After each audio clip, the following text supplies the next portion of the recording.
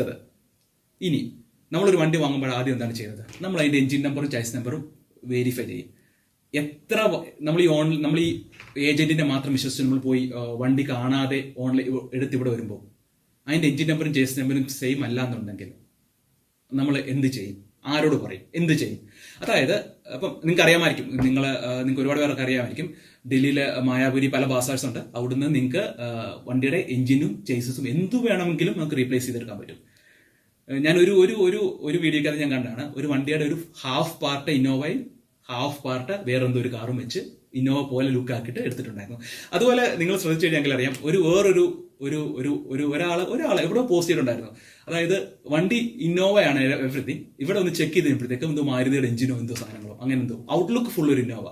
So ഇങ്ങനത്തെ ഒരുപാട് fraud കാര്യങ്ങൾ അതിനകത്ത് നടക്കുന്നുണ്ട്. അപ്പോൾ ഇതൊരു ഏജന്റിന്റെ കയ്യിൽ നിന്ന് എടുക്കുമ്പോൾ നമുക്ക് വണ്ടി കാണാതെ പറഞ്ഞാൽ ഒരിക്കലും വണ്ടി കാണാതെ നമ്മൾ എടുക്കാൻ പാടില്ല. പ്രത്യേകിച്ച് കിലോമീറ്റർ തിരിച്ച വണ്ടി ആയിരിക്കാം, ടാക്സി പ്രൈവറ്റ് ആക്കിയതായിരിക്കാം, എഞ്ചിനോ ചേസോ ഒക്കെ എന്താണെന്ന് ദൈവം തമ്പുരാൻ പോലും അറിയില്ല. പിന്നെ